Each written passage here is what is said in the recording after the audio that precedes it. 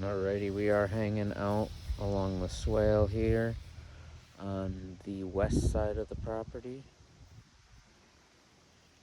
And just gonna show y'all, did some minor adjustments in the swale here. None of this has been leveled, to be confirmed level. Right now it's kind of just all getting eyeballed out. I'm gonna come back through with an A-frame level and fine tune it, if you will, as we go.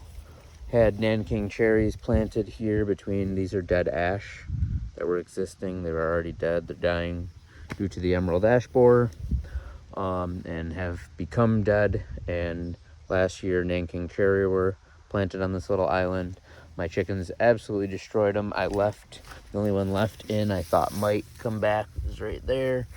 Very woody and I don't know, still somewhat pliable. I don't know. I'm gonna leave it, see what it does.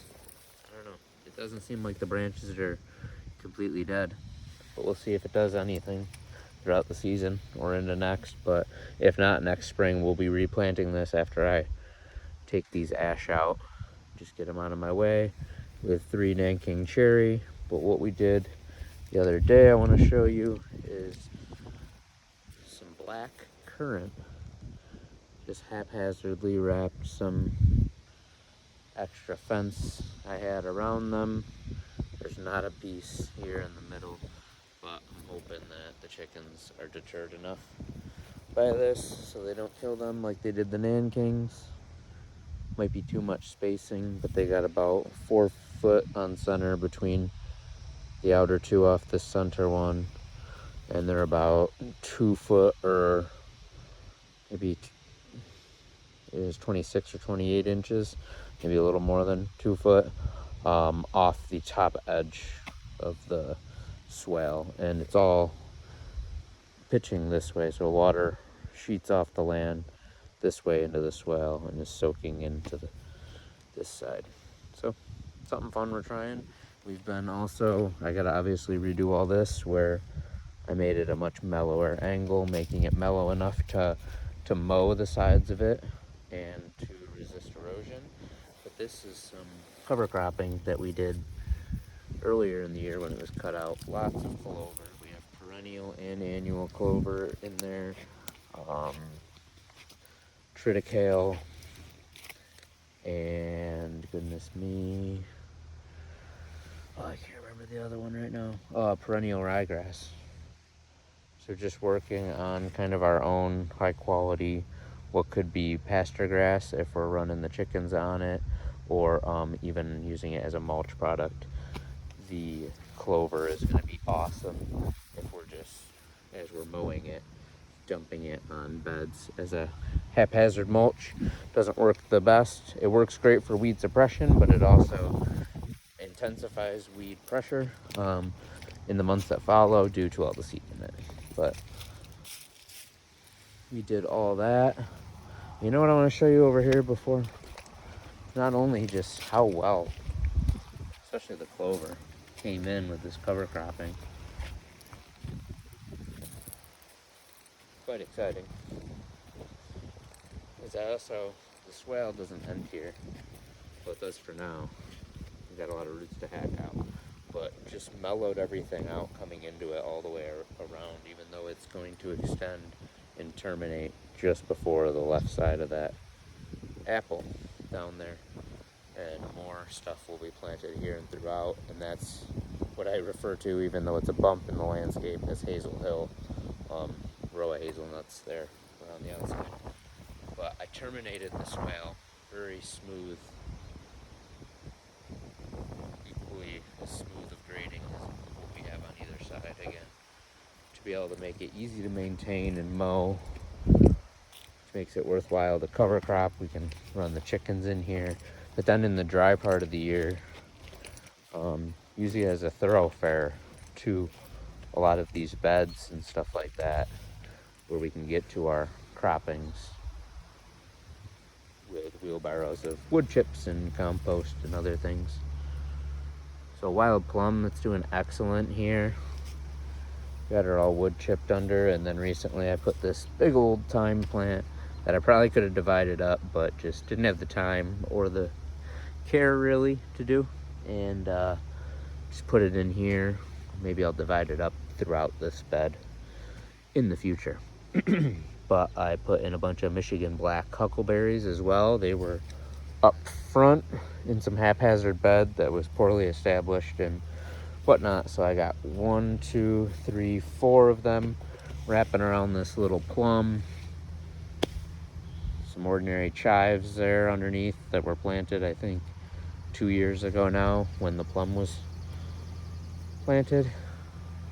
Got to open up some of this ash foliage that's coming in here that's trying to, I mean, they're trying to do something. There's roots still that want to live, but sap can't flow because of the damage from the emerald ash borer. So we got to get the rest of these down. I just have more firewood than I can handle currently, and I'd rather keep them standing and drier. I wouldn't call them seasoned, but drier, than them laying on the ground and getting sopping wet, or just having to do more wood cleanup because I just ain't got time for it right now. One thing I want to show everyone, see, got enough wood cleanup. That's all chunked up, ready to go. Elder hedge really coming alive. Starting to see some, I'm not gonna hunt for it right now, but my raspberries are really coming along. These are just wild black cap. Started forming this path down the center, but I'm losing it to the raspberries vigor. Chickens are using their chicken cap or chicken coop roof prematurely. We just put it out here, hawk and eagle protection, and also just another fun space for them. I throw grain underneath it and stuff, give them something to do. Like I said, elder hedge really coming to life. One thing I'm enjoying. And the chickens have been getting in here, making a mess. Look at this. This was all in here. This is the crap I gotta deal with. That's why I need to get my garden fenced in. Probably one of the most important tasks besides greenhouse this year. But soft neck looking beautiful. And home safe pea seed, if it would stop getting choked out because the chickens are kicking mulch around everywhere. This pea, all these peas would probably be much more consistently sized on this bed. But pretty excited for snap peas. This is Sugar Ann with a little bit of snow mixed in. So you get the periodic kind of super flat, larger snow pea style pea every once in a while. For the most part, it's pretty true to Sugar Ann snap pea, delicious snap pea. This is all home safe seed in both of these rows. Like I said, if the chickens would stop mucking it up, it would all probably be doing a whole lot better. That's why they're all down that row. I gotta get in here and clean this up. This is probably task 1 right now. And then doing some haphazard efforts to keep them out of here. But both rows of peas and garlic are looking awesome. The entire garden has been shortened to 25-foot beds when it came out here to 30. I've been wanting to do a perimeter all the way around my garden of 6 feet with a nice pathway wide enough, more than wide enough for a wheelbarrow all the way down, so that'd be out here as well. And I think I'm going to try to achieve that on some sides and get some fencing up. So we've started here scraping out and establishing. This is a 6-foot pathway. This is it's supposed to be a bed, but it's growing weeds very well, so I haven't done nothing with it. A 6-foot bed here, or path, excuse me, here, that extends down through greenhouse, 6-foot path, market garden. And again, this 6-foot path would extend all the way around the market garden and come back. So that's the effort we're working on now. Finally found where my kids put my mattock after I let them use it, so it's going to make chopping all this up so much easier. But scraping about 6 to 8 inches out of here, getting cardboard down, trying to get stuff with little to no paper or stickers or anything on it, ripping everything we can off, packing tape, anything like that, and trying not to get any cardboard that's painted or inked up and stuff like that. This brown stuff is what we shoot for. Doing that all the way around, trying to get this really established, putting in these little T-posts, same ones we use for the P trellises. Which, fun fact, the P trellises, when I bought this property, over where that stuff's leaning against that tall stump, that whole section, when I bought this house, there was a trampoline stuffed in the weeds over here, and there was this, like, I assume it was a hog fence, that's what I've always called it, hog fence setup that was in that, and it was, like, very low, as low as these panels are tall, one piece tall, so maybe 3 foot, and then those same panels were used to cap it off like a roof, and it was a low giant thing, all these saplings running through it, ash saplings, walnut saplings, all this nonsense. I finally hacked all the trees down, pulled them out of the fencing, got all of it out, and now I use it as P trellis, and I got quite a few more pieces back there. But moving projects along slowly but surely. More wood stacked everywhere.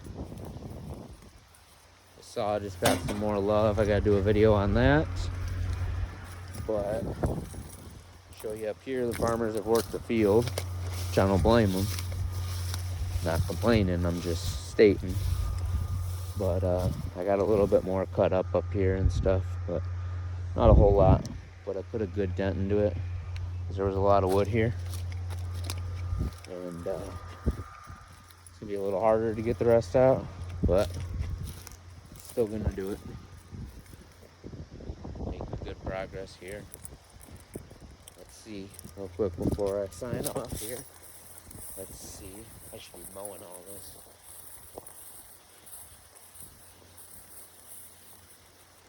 The chickens messed up this bed.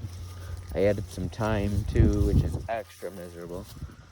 There, it's just a set of 2 sets of flowers at this point. Poor old girl. That was divvied up, that plant that I showed you before near the plum.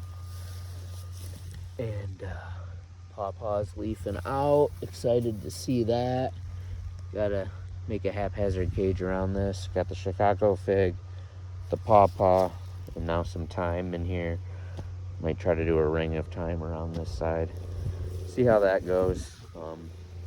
Chickens have really been whooping on all this stuff. And then I think it's dead. It's in here somewhere. She ain't put on leaf in a while. Yeah, I think this pawpaw's dead. I was going to transfer this back by the currents if it wasn't. It's kind of hard to tell, but yeah, I think that thing's dead. Yeah.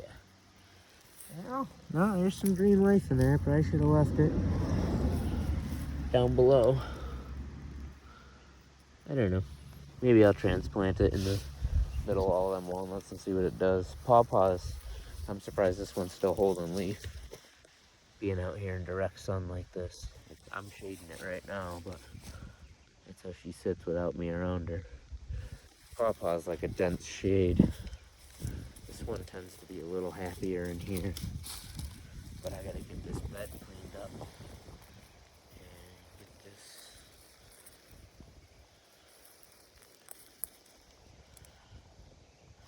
grapevine trying to start. Oh, thank you. This pawpaw tends to do a little better in here. It's such a slow growing tree. Such a miserable little tree. Like, they really gotta be in some dense shade cover. They don't like sun.